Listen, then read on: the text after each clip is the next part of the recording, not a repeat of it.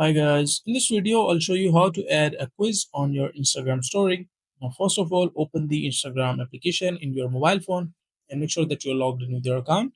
After that, you can just click on the your story plus icon. You'll see the plus icon, just click here on the left side, and from here you can just choose the image like whatever you want to add in your quiz. Let's say I want to add this image, and from here you can just click on the this type of sticker icon, which is like along the text. Just click on the sticker, and from here just need to find the option called poll, and here is the poll option. Make sure to find the poll option, just click on it, and right here you can just write the quiz question. Let's say I want to ask about what is like 95x 11.